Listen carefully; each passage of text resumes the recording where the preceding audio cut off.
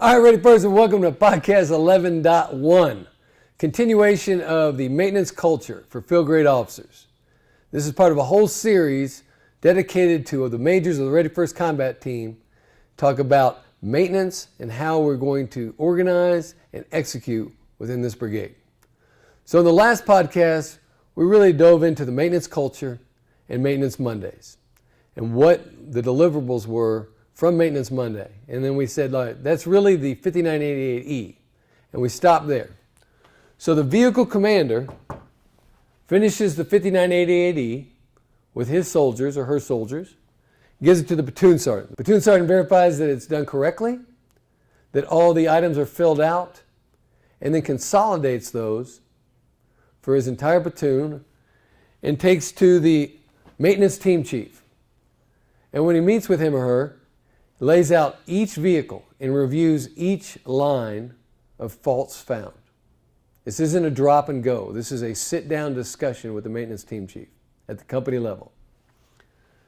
From there, the maintenance team chief will assign those vehicles to a mechanic, and the mechanic is supposed to verify the fault, troubleshoot if required, fix it if capable, order a part by looking it up, getting the NSN, and then they sign that they've done this. And they hand it then back to the maintenance team chief who conducts quality control.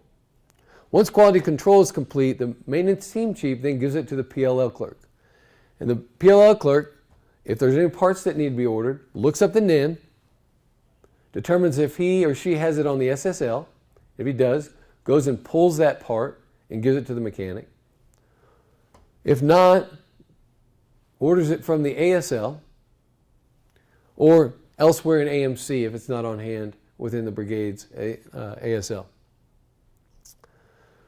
The PLL clerk also makes sure that the remaining portion, both the fault and the orders, are annotated correctly within the box, and then prints a new 5988E and gives it back to the platoon sergeant, who returns it to the vehicle commander.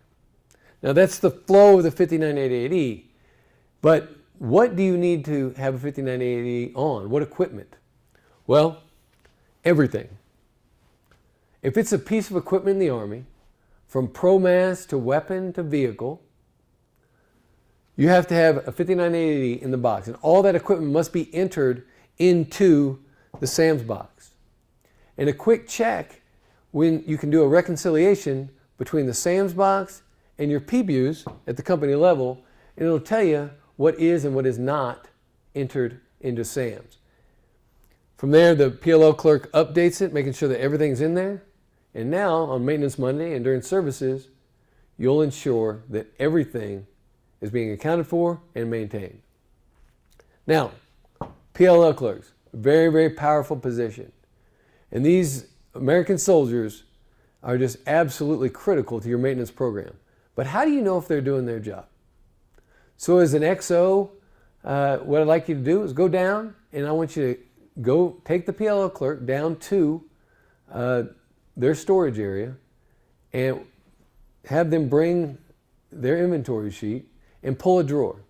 Just go down and pull a drawer open and say, okay, here's this NSN. How many do you have on your sheet? They say we have stockage of 5, 4 on hand, 1 on order, and then you count those parts in the drawer. And you do that for the entire drawer, and if it's straight, then your PLO clerk is likely doing all the right inventories and checks and has a good system in place to maintain accountability. Because at the end of the day, it's being a good steward of our profession. If we don't have good accountability of our parts, well, that's money that's going out the window. Next, you want to look and see if the PLL clerk has a good process for small arms repair parts. The PLO clerk is the only person that is allowed to store small arms repair parts. The armorers cannot have them at their level. So you look through those procedures and the issuing and how those small arms repair parts are issued to your armorers to repair weapons. Next. Okay, we got to look at how we've organized our PLL clerks. Now, through years of fighting from fixed locations, the maintenance community consolidated all PLL clerks. So they were all sitting together, working for the warrant officer, all managing each other's boxes back and forth. But that's not the design of our maintenance program in the United States Army. It's designed for company sets. So that PLL clerk works for a specific company and a maintenance team chief.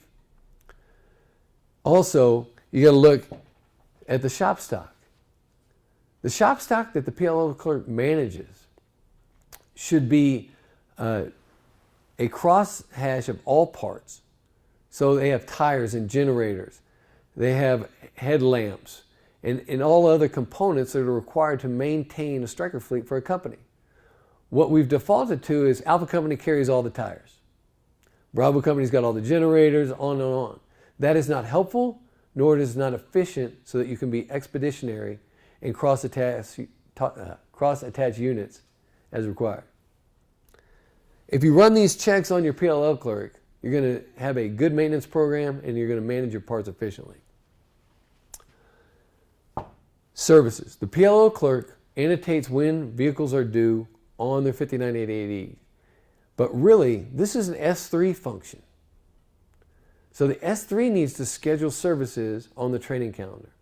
It's managed by the maintenance community, but it's scheduled by the S3 so that we don't lay training on top of it. Now there's a couple different ways to do services. You can do the platoon system where the whole platoon comes in and we spend 1 week on vehicles, we spend 1 week on commo, NBC, weapons, etc., and 1 week on personnel readiness like SRP. Or another way you can do it is you spend 1 week on all the ancillary equipment and 1 week on personnel, but you spread your vehicles out through the year. Now the advantage of the platoon system where everything comes in at once, then you know that platoon is complete. And we've scheduled on the calendar, we've allocated time, and so 6 months from now, they'll be due again. However, what I found is in some units, 6 months from now, we're going to the National Training Center, 6 months from now, we're going to gunnery, 6 months from now, we have a large training event that will prevent that 3-week model from being enacted again.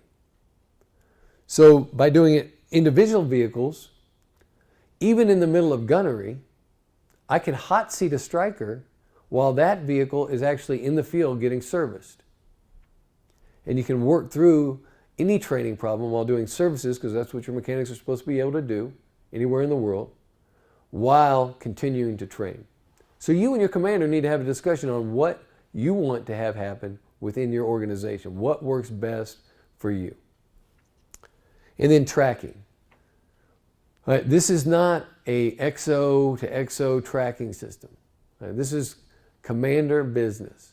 So in your command and staff or in your training meeting, you need to determine, number one, how you're resourcing it and what time, equipment, and special tools are needed for each service and allocating time and resources to getting it accomplished. In the command and staff, you can have a tracking mechanism so that it shows how many late services you have, and commanders then are held accountable if they're behind in their services. Next, I want to talk about your other commodity areas. Look, maintenance is a team sport. So we'll start with supply.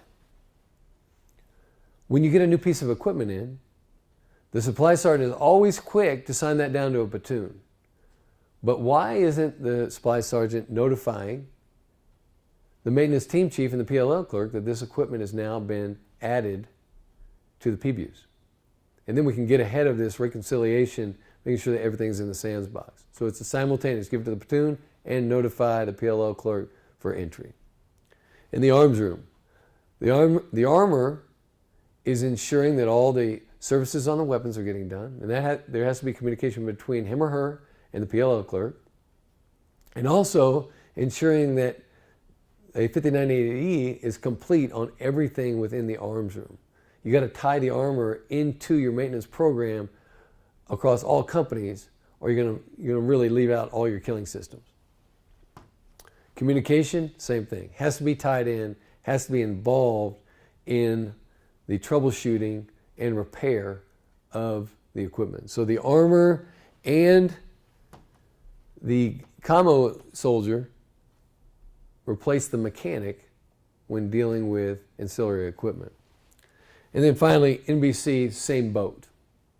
So as you can see, establishing a maintenance culture and making sure that here in the Ready First Combat team, we have systems in place to keep both our horses running, our guns firing, and our commo talking, you will be an effective field-grade officer and contribute to the readiness of this great brigade. Ready first.